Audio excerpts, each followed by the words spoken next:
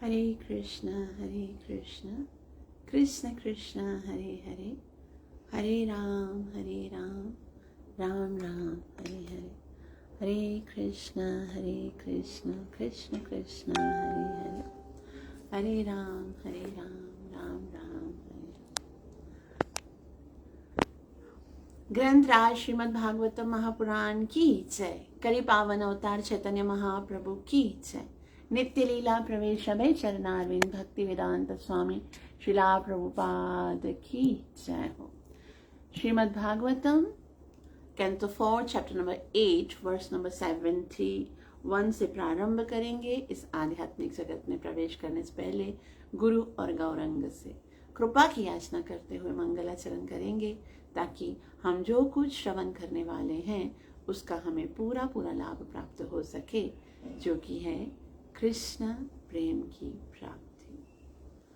गुरवे गौरचंद्राय राधिकाय तदालये कृष्णाय कृष्णभक्ताय तद्भक्ताय नमो नमः।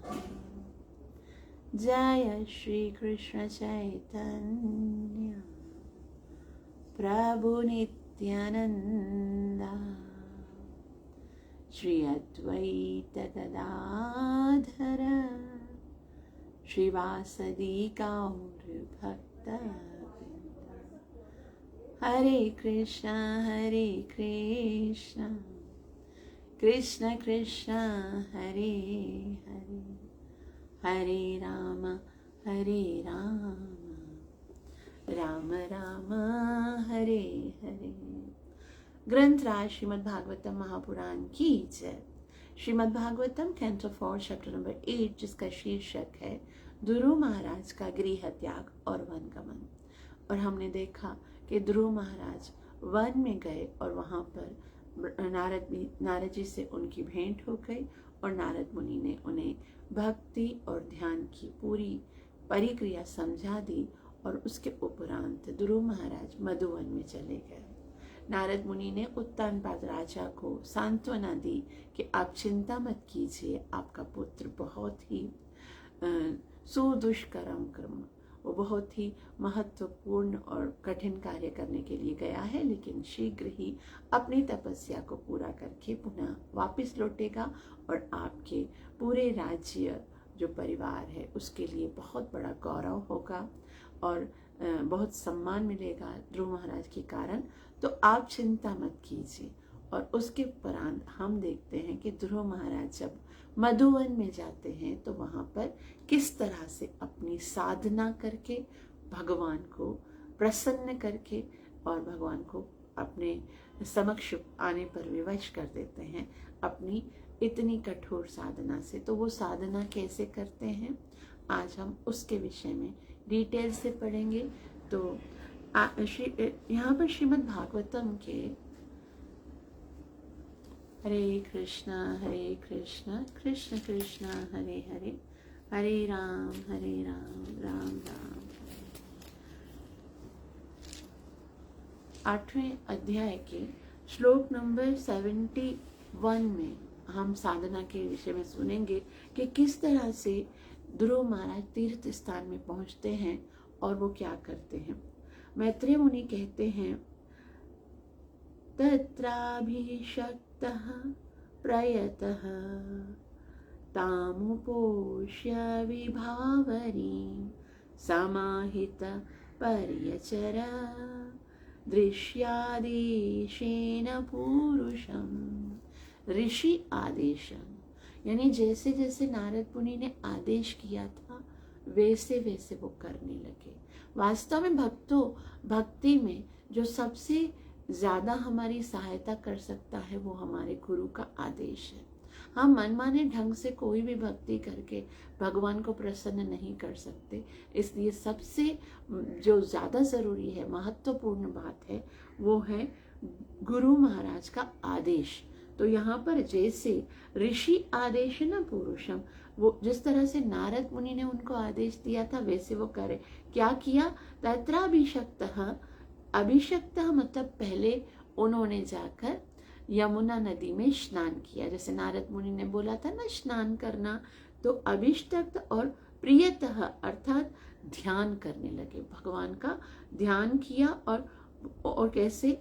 तामुपोष्य, उपोष्य का मतलब होता है जिस दिन वो मधुवन में पहुंचे, वृंदावन में पहुंचे, उस दिन उन्होंने कुछ भी नहीं खाया। उपोष्य विभावरीम, विभावरी मतलब रात्रि को भी वो सोए नहीं, और वहां रात्रि से, उसी रात्रि से उन्होंने अपनी तपस्या का प्रारंभ कर दिया।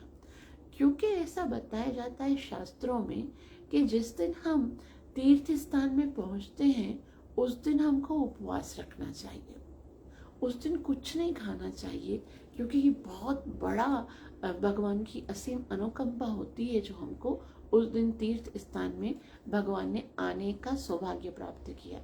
हमारा तो कैसा है, हम एक तो जाते हैं, रास्ते में खाते खाते खाते जाते हैं, और जाने से पहले ही होटल में फ़ोन कर देते हैं हमारे लिए ये कमरे बुक करवा देना और हम इतने बजे पहुंचेंगे, तो हमारे लिए फीस्ट रेडी होना चाहिए। लेकिन वास्तव में जो तीर्थ है वो तपस्या के लिए है, वो एंजॉय करने के लिए या भोग भोगने के लिए नहीं है। तो तपस्या निराहार रहने से प्रारंभ होती है।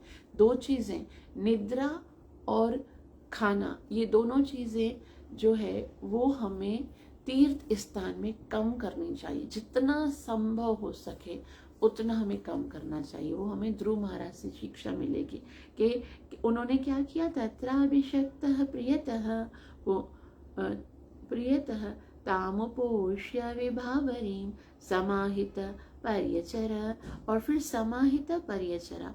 अब ध्रुव महाराज जो है वो उसी तरह से परिचर्या करने लगे, जिस तरह से उन्होंने बोला था ना कि भाई आप कंदमूल इकट्ठा करना, भगवान को भोग लगाना, भगवान की सेवा करना, भगवान, तो वो उसी तरह से वस्तुएं जुटा जुटा कर, जैसे नारद मुनि ने बोला था, भगवान की सेवा करना प्रारंभ किए।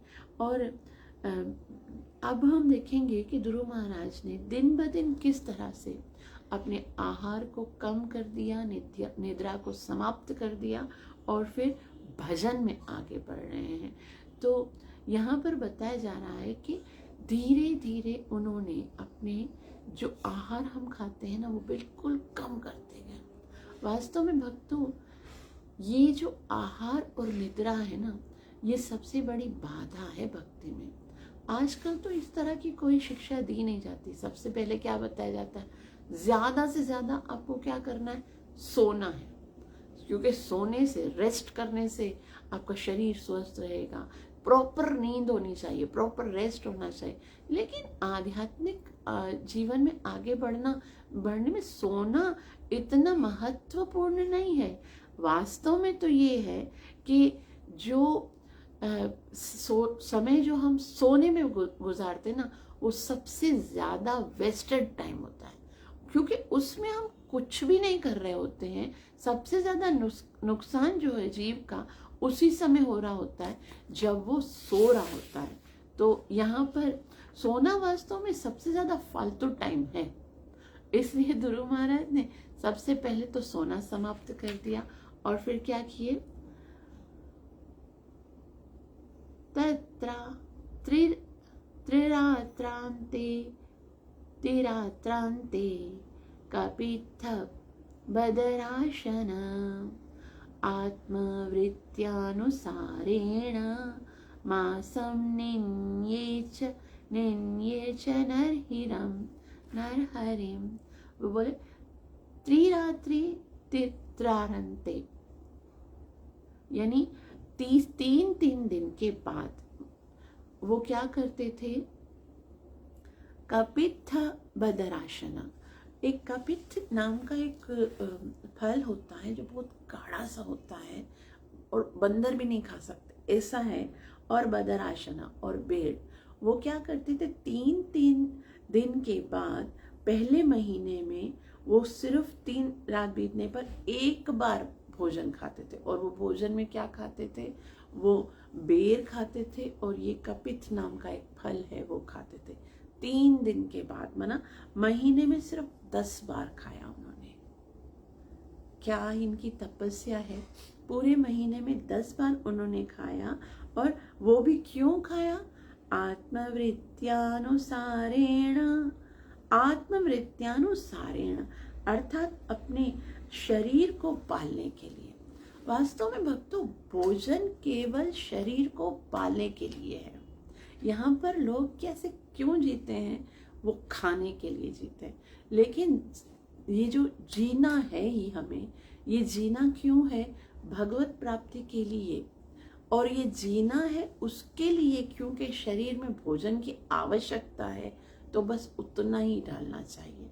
जैसे एक गाड़ी होती है ना, गाड़ी को यदि हमें मंजिल तक लेकर जाना है तो उस गाड़ी में हमको पेट्रोल डलवाना पड़ता है। लेकिन पेट्रोल सिर्फ इसीलिए डलवाते हैं ताकि इस गाड़ी के द्वारा हम अपनी मंजिल तक पहुंच सकें। गाड़ी को पेट्रोल पिलाकर किसी भी मालिक को खुशी नहीं होती है, अच्छा नहीं लगता है।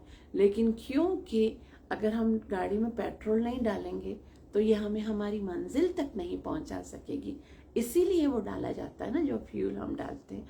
उसी तरह से ये शरीर जो है वो एक वाहन की तरह है। वो वाहन क्या करने के लिए है? वो वाहन हमें भक्ति साधना करके भगवान के धाम में लेके जाने के लिए है।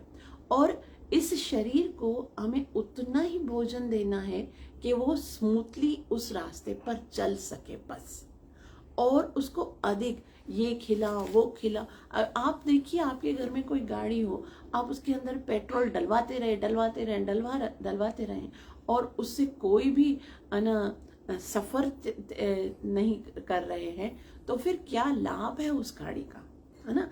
तो वास्तव में क्या है कि ये जो शरीर रूपी वाहन है वो हमें भगवत प्राप्ति करने के लिए मिला है। बस इतना ही पेट्रोल डालना है कि वो गाड़ी चल सके। और इसीलिए इस गाड़ी को एक्स्ट्रा जो है ना, वो एक्स्ट्रा खिला पिला कर खाली मोटा करने के लिए ये शरीर नहीं है, बल्कि क्या करना चाहिए? ऐसी हमको गाड़ी हमेशा अच्छी लगती है जिसमें हम कम फ्यूल डालें और ज्यादा माइलेज दे, ज्यादा एवरेज दे, है ना? ऐसी गाड़ी किसी को पसंद नहीं लगती है जो खाती ज्यादा हो, पीती ज्यादा हो, फ्यूल ज्यादा लेती हो और थोड़े से माइलेज ले। लेकिन हमने अपने शरीर रूपी वाहन को ऐसा बना दिया है कि बस वो खाली खाता रहेगा, और वो सफर जिसके लिए ये वाहन हमें भगवान ने दिया है, अर्थात भगवत प्राप्ति, उसकी ओर नहीं बढ़ता है। तो यहाँ पर ये देह खाली टिक सके, जैसे बताया आत्मवृत्त्यानुसारेण, ये देह खाली टिक सके, जी सके। और जी कर क्या करना है? भजन करना है।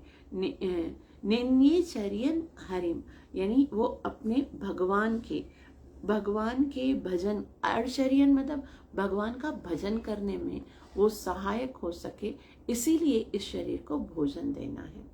अनुवाद: ध्रुव महाराज ने पहले महीने में अपने शरीर की रक्षा यानी निर्वाह हेतु हर तीसरे दिन केवल कैथे तथा बेर का भोजन किया, और इस प्रकार से वे भगवान की पूजा में आगे बढ़ाते रहे, पूजा को आगे बढ़ाते रहे। श्रील प्रभुपाद जी कहते हैं, कपित एक फल है जो हिंदी में कैथा कहलाता है।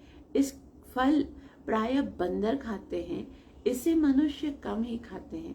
किंतु ध्रुव महाराज ने स्वाद की तृप्ति के लिए नहीं, वरन शरीर के निर्वाह के लिए ही ऐसे फलों को ग्रहण करना स्वीकार किया। शरीर को भोजन चाहिए, किंतु भक्त को चाहिए कि जीव की तुष्टि के लिए भोजन ना करे। जीव की तुष्टि के लिए भोजन नहीं है। भोजन किसके लिए है? भोजन केवल शरीर को पालन करने के लिए है। भगवत गीता में आदेश दिया गया है कि शरीर को स्वस्थ रखने भर के लिए ही भोजन किया जाए, विलास के लिए नहीं। युक्ताहार विहारस्य। तो ध्रुव महाराज आचार्य थे, किंतु तपस्या करके वे हमें शिक्षा देना चाहते थे कि भक्ति किस प्रकार से की जाए। हमें ध्रुव महाराज की भक्ति प्रक्रिया को भली भांति समझना चाहिए। उन्होंने कितने कष्ट से दिन बिताए हैं यह अगले श्लोकों में बताया जाएगा। हमें यह सदैव स्मरण रखना चाहिए कि भगवान का प्रामाणिक भक्त बनना कोई सरल कार्य नहीं है, किंतु इस युग में भगवान चैतन्य की कृपा से यह सरल हो गया है। किंतु यदि हम चैतन्य महाप्रभु के उदार आदेश का भी पालन नहीं कर पाते तो हम भक्ति के नियमित कर्तव्यों को करने की आशा कैसे कर सकते हैं। तो वैसे तो भगवत प्राप्ति बहुत कठिन है, छोटा सा ध्रुव है, और किस तरह से दिन बिता रहा है वो हम आगे अभी पढ़ेंगे। और महाप्रभु ने तो कितना सरल कर दिया, नियमितः स्मरणेन काला, कि बस आपको कीर्तनीय सदा हरि के नाम का कीर्तन करना है। श्री प्रभुपाद जी कहते हैं यदि आप इतने छोटे से नियम को भी पालन नहीं कर पाएंगे तो हम सोचे भी नहीं कि हमें भगवत प्राप्ति हो सकती है। इस युग में ध्रुव महाराज के तप का अनुसरण कर पाना कठिन है, किंतु नियमों का पालन होना चाहिए। हमें चाहिए कि गुरुओं द्वारा बताए गए विधि विधानों का उल्लंघन नहीं करें। तो यहाँ पर श्री प्रभुपाद जी बोलते भले हम इस तरह से नहीं कर सकते, लेकिन हमारे गुरु ने भी तो आदेश दिया है ना कि 16 माला जप करनी है, 4 नियम का पालन करना है। तो हमें कभी भी इन नियमों को नहीं तोड़ना चाहिए। एटलीस्ट हमको ये कार्य विधि विधानों का उल्लंघन नहीं करना चाहिए, क्योंकि वे बद्ध जीव के लिए उन्हें सरल बता देते हैं। जहाँ तक हमारे स्कॉन आंदोलन का संबंध है, हम केवल यही कहते हैं कि मनुष्य 4 निषेधात्मक नियमों का पालन करे, 16 माला जप करे और जीव को स्वाद में न लगाकर भगवान को प्रदत्त एकमात्र प्रसादी ग्रहण करे। इस का यह अर्थ नहीं है कि यदि हम उपवास करें तो भगवान भी उपवास करें, भगवान को अच्छे से अच्छा भोजन चढ़ाएं, किंतु हमारा उद्देश्य अपने स्वाद की पूर्ति करना नहीं होना चाहिए। यहाँ जहाँ तक संभव हो सादा भोजन ग्रहण करें जिससे भक्ति करने के लिए शरीर निर्वाह हो सके। तो श्री प्रभुपाद जी कहते हैं कि हमने कोई कठिन नियम रखे ही नहीं है, हम तो बस इतना चाहते हैं कि 4 नियम का पालन होना चाहिए, मांसाहार नहीं, नशा नहीं, जुआ नहीं, अवैध संग नहीं, और 16 माला जप करके हर वस्तु जो आप खाते हो वो भगवान को भोजन पहले भोग लगाया जाए, उसके बाद प्रसाद के रूप में उसको स्वीकार किया जाए। केवल जीव की तुष्टि के लिए केवल हमको भोजन नहीं करना चाहिए। हमारा कर्तव्य है कि हम यह सदा स्मरण करें कि ध्रुव महाराज की तुलना में हम निगरणीय हैं। उन्होंने आत्म साक्षात्कार के लिए जो कुछ भी किया है उसे कर पाना हमारे लिए नितांत असंभव है, क्योंकि हम ऐसी सेवा करने में अक्षम हैं। किंतु इस युग के लिए हमें चैतन्य महाप्रभु ने सभी प्रकार से छूट दे रखी है। अतः हम इतना तो स्मरण रखें कि भक्ति हेतु कर्तव्यों को ना करने से हमारे उद्देश्य की पूर्ति नहीं हो सकती। हमारा परम कर्तव्य है कि हम ध्रुव महाराज के चरण चिन्हों का अनुसरण करें, क्योंकि वे अत्यंत दृढ़व्रत थे। हमें भी इस जीवन में भक्ति करने के लिए अपने कार्यों को पूरा करने का व्रत लेना चाहिए। हमें इस कार्य को पूरा करने के लिए दूसरे जीवन की प्रतीक्षा नहीं करनी चाहिए। तो श्रीला प्रभुपाद जी बोलते कम से कम इतना तो करें कि हम जो हमें नियम बताए गए हैं ध्रुव महाराज की तरह नहीं कर सकते, लेकिन इतना तो सोचें कि हमें दृढ़ता से ये नियम एटलीस्ट जो हमारे गुरु महाराज ने दिए हैं उनको तो हम करें। क्योंकि अगर हम इस जीवन में चूक गए तो फिर दूसरे जीवन में हमें ये अवसर मिलेगा या नहीं मिलेगा उसकी कोई गारंटी नहीं। इसलिए दूसरे जीवन की प्रतीक्षा नहीं करनी चाहिए। इसी जीवन में हमें गुरु के आदेशों का पालन करके भगवत प्राप्ति के लिए आगे बढ़ना चाहिए। तो इतनी कठिन तपस्या तो चैतन्य महाप्रभु ने बताई नहीं। चैतन्य महाप्रभु कहते हैं कीर्तनी है सदा हरि, बस तुम हरि का कीर्तन करते रहो, इसी से सब कुछ होने वाला है।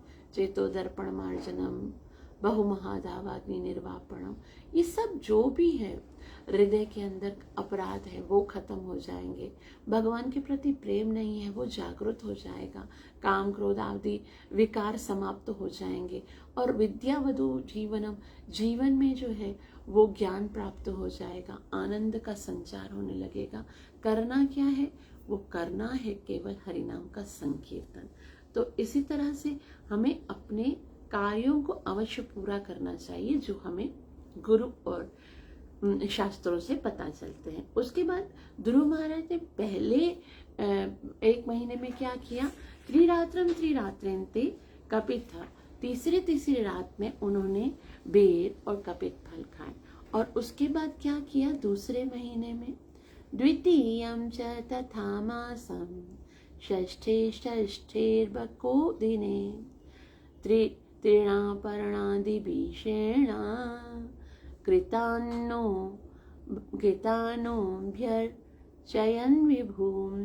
द्वितीयं च तथा मासम, दूसरा जो महीना शुरू हुआ उसमें वो क्या करते थे? षष्ठे भरको दिने, 6 दिन में एक बार खाते थे। 6 दिन के बाद एक बार खाते थे, यानी महीने में बस 5 बार। और क्या खाया? तृणापर्णादिभि, तृण यानी जो घास, जो तिन के पत्ते होते हैं ना, और वो भी कभी ग्रीन पत्ते तोड़ के नहीं खाते थे, बल्कि कैसे खाते थे? शीणे, जो सूखे पत्ते गिर जाते थे। कृतानो भरकचर्यवन, वो ज्यादा से ज्यादा आराधना करते थे, अर्चना करते थे। लेकिन 6 दिन के बाद जो सूखे पत्ते फर्श पे पड़े होते थे उसको उठा के खाते थे। और सूखे पत्ते तो ऐसे होते हैं जो पशु भी नहीं खाते। लेकिन यहाँ पर हम देखते हैं कि हम तो 10-10 है ना, मतलब मिनट में हम क्या करते हैं? हम सोचते हैं कि हमको अच्छे से अच्छा भोजन मिलना चाहिए और बोलते हैं कि हमको भोजन अच्छा होगा तभी भजन अच्छा होगा। लेकिन भोजन से जितना कम आसक्ति होगी ना, उतना ही हम अच्छे से भजन कर सकेंगे। ये ध्रुव महाराज बता रहे हैं। निद्रा आदि का तो कोई प्रश्न ही नहीं है। उन्होंने पहले ही दिन से सोना छोड़ दिया और अभी वो क्या कर रहे हैं? अभी वो अपने आहार को कम कर रहे हैं। 6 दिन के बाद केवल पत्ते खाकर वो अपनी भगवत आराधना को बढ़ा रहे हैं। अनुवाद: दूसरे महीने में महाराज ध्रुव 6 दिन के बाद खाने लगे। शुष्क घास तथा पत्ते ही उनके खाद्य पदार्थ थे। इस तरह उन्होंने अपनी पूजा चालू रखी और पूजा और चिंतन जो है वो बढ़ रहा है। उसके बाद उन्होंने क्या किया? जैसे ही तीसरा महीना प्रारंभ हुआ है तो तृतीयं चानयन मासम नवमे हनि अभ्यभक्ष्य उत्तम श्लोकम उपाधावत् समाधिना। अब तीसरे महीने में तृतीयम चान्य मासम नवमे हनि, नवा जब 9 दिन हो जाते थे तो 9 दिन के बाद ध्रुव महाराज क्या करते थे? वो अपभक्ष्य मतलब 9वें दिन में वो पानी पीते थे। बस खाते कुछ नहीं थे। 8 दिन तक पानी भी नहीं पीते थे। हम तो एक दिन निर्जला रखते हैं और लगता है कि हमने भगवान के ऊपर बहुत बड़ा एहसान कर दिया। लेकिन यहाँ पर ध्रुव महाराज 9 दिन के बाद यानी 8 दिन तक पानी भी नहीं पीते थे। खाना पीना छोड़ दिया। जो पहले दिन में बेर खाते थे दूसरे दिन में बंद कर दिया। दूसरे महीने में पत्ते खाते थे, तीसरे महीने में वो भी बंद कर दिया। तीसरे महीने में केवल 9 दिन में एक बार पानी पीते थे। मतलब महीने में केवल 3 बार पानी पिए और बाहर की क्रिया बिल्कुल खत्म हो गई। अब वो बाहर से कोई भी और कार्य नहीं करते थे। अब भक्ष्य उत्तम श्लोकम उपाधावत समाधिना। उपाधावत समाधिना मतलब अब वो समाधि में भजन करते थे। उनका पूरा का पूरा जो केंद्र है वो भगवान के अंदर उन्होंने अपने आप को भगवान में लीन कर दिया था। बाहर उसकी कोई क्रिया, जैसे शुरू में कैसे वो लेकर आते थे फल और भगवान की सेवा, लेकिन धीरे धीरे क्या होता है, जब भक्ति में बहुत ज़्यादा तीव्रता होती है तो फिर ये बाहर की क्रियाएं कम होती जाती हैं। और भजन जो है, ऐसा नहीं है कि भजन कम होता है और हम बोलते बस हम बहुत भक्त बन गए, नहीं, लेकिन धीरे धीरे जो कृष्ण भक्ति का रंग चढ़ने लगता है। तो क्या बता रहे हैं ये भी कहते हैं कि उपाधाव्रत, पूजा की समाधि ना, समाधि में बैठ गए और उन्होंने वो सदैव जो है वो भगवान के ध्यान में लगे रहे। कितना ध्रुव महाराज का दृढ़ संकल्प है। छोटा सा बच्चा है, पहले खाना छोड़ा, पत्ते खाने छोड़ दिए, अब पानी पी रहे हैं। और यहाँ पर ये पता चलता है कि भगवत भक्ति जो है उसके लिए कितना यत्न करना पड़ता है। यहाँ पर बताया कि अब वो यत्न कर रहे थे भगवत प्राप्ति करने के लिए। वास्तव में कृष्ण जो है उसको प्राप्त करना कोई सरल नहीं है। तो इसीलिए चैतन्य महाप्रभु कहते हैं सनातन गोस्वामी को, प्रभु कहे सनातन कृष्णेरा रतन धन अनेक जन्म मिला आए रे। कि अनेक जन्म के साधनों में जब हम बहुत दृढ़ हो जाएंगे तब कहीं जाकर भगवान की प्राप्ति होगी, लेकिन हमारे साधनों की शक्ति से नहीं। ये नहीं सोचना चाहिए कि हमारे साधन में इतना बल है कि वो भगवत प्राप्ति करने में समर्थ है। नहीं, साधनों के द्वारा नहीं, हम जो साधन करेंगे, हम जो तपस्या करेंगे, उसके द्वारा हम भगवान को केवल पिघला सकते हैं। भगवान पिघल जाते हैं साधना को देखकर, और भगवान जो है वो भक्त के समक्ष आना स्वीकार करते हैं, भक्त के सामने स्वयं खुद को सुपुर्द करते हैं। तो भगवान जो है वो हमारी साधनों से नहीं, लेकिन हमारी सिंसियरिटी को देखकर भगवान जो है वो प्रसन्न होते। तो ध्रुव महाराज कितना सिंसियरिटी समाधि में भगवान की स्तुतियां कर रहे हैं। और अब वो बाहरी क्रिया बंद करते हैं। अब जब आगे बढ़ेंगे तो वो पानी पीना भी छोड़ देंगे। वो क्या करते हैं, चतुर्थम अपि वैमासम द्वादशे हनि वायु भक्ष जित श्वासो ध्यायन् देवम अधारयत। देवम अधारयत मतलब भगवान को हृदय में धारण कर दिया। कब? उन्होंने 4 महीने बीते हैं भक्ति में, और 4 महीने में उन्होंने भक्ति की पराकाष्ठा को प्राप्त कर दिया। भगवान को देह हम अपने अंदर धारण कर दिया। और हमको कितना समय हुआ है भक्ति में आए हुए, कितना हम गर्व से बताते हैं कि भाई हमें तो इतने समय से हम भक्ति कर रहे हैं, लेकिन क्या किया है, कहाँ तक हमने भगवत प्राप्ति के मार्ग पर आगे कितना बढ़े हैं, कितना अपनी इंद्रिय भोजन और भौतिक इंद्रिय तृप्ति के जो लालसाएं हैं उनको कम किया है। ध्रुव महाराज ने सब कुछ खाना छोड़ दिया। और ध्रुव महाराज यहाँ पर मैत्रेय मुनि चतुर्थम अपि वैमासम द्वादशे हनि। 12 दिन के बाद वो क्या करते थे पता है? वो क्या करते? वायु भक्षो, अर्थात सांस लेते थे। 12 दिन तक सांस भी नहीं लेते थे, हवा को भी स्वीकार नहीं करते थे।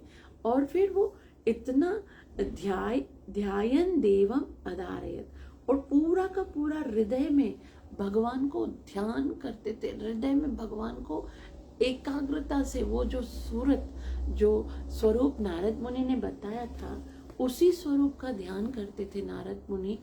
और नारद मुनि के कहने के अनुसार ध्रुव महाराज ने पूरा का पूरा अपने आप को भगवान के ध्यान में व्यस्त कर दिया था। और खाना पीना तो बिल्कुल भूल ही गए थे, यहाँ तक कि सांस लेना भी छोड़ दिया था।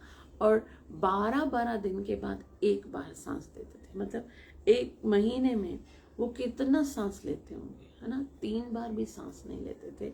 तो इस तरह से ध्रुव महाराज अपनी भक्ति को कितना आगे बढ़ा रहे थे। दिन में 12 दिन के बाद सिर्फ एक बार सांस लेना, और इस तरह से बाहर का ध्यान बिल्कुल समाप्त हो गया था। और भगवान का ध्यान देवम अधारयत, हृदय के अंदर भगवान को ध्यान करते थे। अनुवाद: चौथे महीने में ध्रुव महाराज ने प्राणायाम में पटु हो गए और इस प्रकार प्रत्येक 12वें दिन वायु को श्वास के भीतर ले जाते थे। इस प्रकार अपने स्थान पर पूर्ण रूप से स्थिर होकर उन्होंने भगवान की पूजा की। तो इस तरह से ध्रुव महाराज पूजा कर रहे थे और उसके बाद 5वां महीना प्रारंभ हुआ।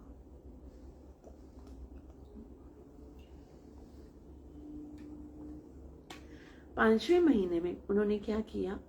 पंचमे मास्यनो प्राप्ते जित श्वासो नृतात्मज ध्यायन् ब्रह्म पदैकेन स्थितो स्थाणो रेवाचल।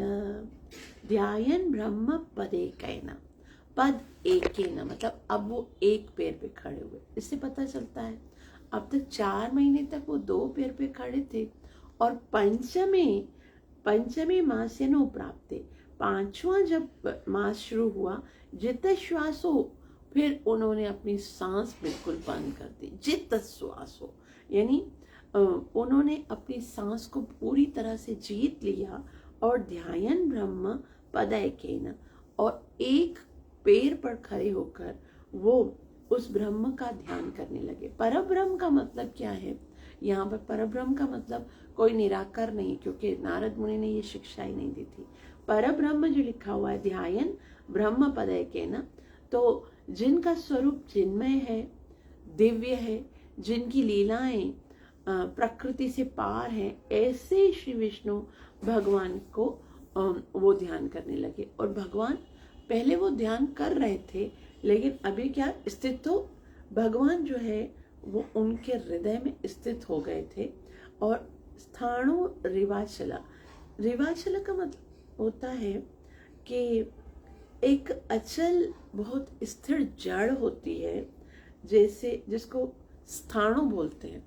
जैसे आपने कभी देखा होगा वृक्ष होते हैं ना, वृक्ष वो हिल रहे होते हैं, लेकिन वृक्ष के जिसके पत्ते कटे हुए हों, वो बस एक छोटा सा एक लकड़ी जैसा खड़ा होता है ना, वो हिलता नहीं है, वो कंटिन्यूअस जो है वो एक ही जगह पे खड़ा होता है। तो ऐसे बता रहे स्थाणु रिवाचला, स्थाणु की तरह, ऐसे ठूंठे वृक्ष की तरह वो एक जगह पर बिल्कुल अचल रूप से खड़े हो गए। अब वो मन में भगवान का ध्यान कर रहे हैं और कुछ भी याद नहीं आता, एक पैर पर खड़े हैं, वो हिल भी नहीं रहे हैं ठोठे वृक्ष की तरह, और वो कंटिन्यूअस भगवान के स्मरण में लगे हुए हैं।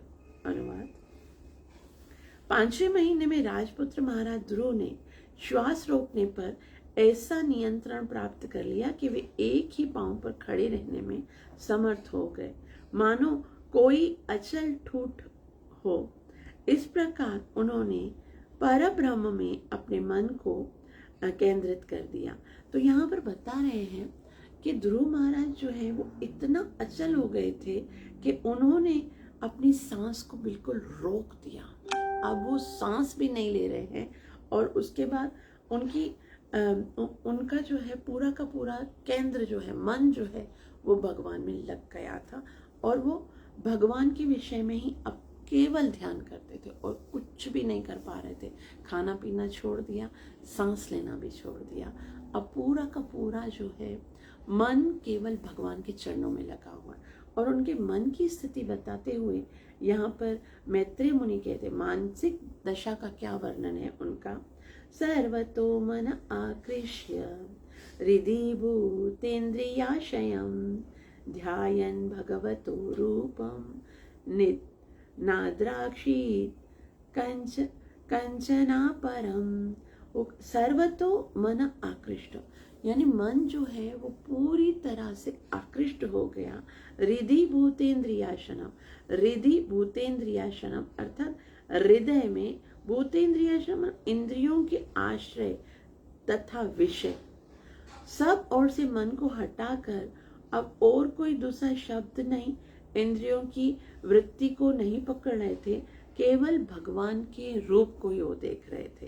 हृदि भूतेन्द्रिय आश्रयम, यानी जितने भी भूत प्राणी हैं उनके जो आश्रय भगवान हैं उन पर अपने हृदय को बिल्कुल केंद्रित किया और ध्यायन भगवतो रूपम। अब यहाँ पर फिर रूप का विषय का वर्णन बता रहे हैं। ध्यान कर रहे हैं, ध्यान कर रहे हैं किसका? भगवतो रूपम, भगवान के रूप का ध्यान कर रहे हैं।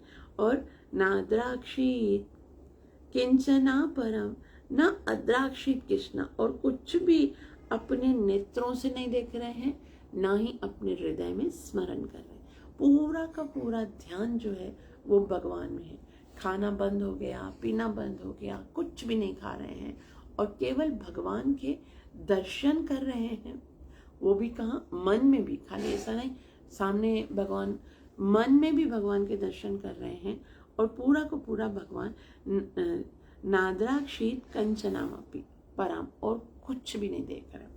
अनुवाद, उन्होंने अपने इंद्रियों तथा उनके विषय पर पूर्ण नियंत्रण प्राप्त कर लिया था और इस तरह से अपने मन को चारों ओर से खींचकर भगवान के रूप पर स्थिर कर दिया था। श्रील प्रभुपाद की जय। तो इस तरह से श्रील प्रभुपाद जी बताते कि यहाँ पर ध्यान के योगिक नियमों का स्पष्ट व्याख्या की गई है। मनुष्य को मन अनियंत्र ना लगाकर भगवान के स्वरूप पर स्थित करना चाहिए। इसका यह अर्थ नहीं है कि किसी निर्गुण वस्तु में ध्यान केंद्रित किया जाए या इसका ध्यान किया जाए। ऐसा करना समय का अपव्यय है, क्योंकि यह अनावश्यक रूप से कष्टदायक है, जैसा कि श्रीमद् भगवत गीता में कहा गया है। तो श्री प्रभुपाद जी बोलते हैं जिस तरह से भगवत गीता में बताया गया है कि किस तरह से भगवान के अव्यक्त स्वरूप का ध्यान करना कठिन है, नहीं किया जा सकता, इसीलिए भगवान के रूप को हृदय में, जैसे उन्होंने कैसे किया, ध्यायन भगवतो रूपम, ध्रुव महाराज उस सुंदर स्वरूप को हृदय में ध्यान कर रहे हैं और फिर पूरा का पूरा जो है वो ध्रुव महाराज का आकर्षण भगवान के चरणों में है। वो कुछ और नहीं कर रहे हैं, खाना पीना बंद कर दिया, अब पूरा का पूरा जो केंद्र है, मन जो है वो भगवान में लगा हुआ है। तो अब उन्होंने अपनी तपस्या की अंतिम चरम सीमा के एक पैर पर खड़े होकर सांस लेना भी बंद कर दिया, वहां तक पहुंच गए हैं। अब आगे हम कल देखेंगे कि उसके बाद क्या होता है। आप सबका बहुत बहुत आभार जो इतना प्रेम से श्रवण किया। कृपया मुझे आशीर्वाद दीजिए कि मैं अपनी सेवा और साधना को अच्छे से कर सकूं और निरपराध भाव से हरि नाम का भजन करके गुरु और कृष्ण को प्रसन्न कर सकूं। ग्रंथ राज श्रीमद् भागवतम महापुराण की जय। कली पावन अवतार चैतन्य महाप्रभु की जय। नित्य लीला प्रवेश हमें चरणारविंद भक्ति वेदांत स्वामी श्री प्रभुपाद की जय। निताई गौर प्रेमानंद।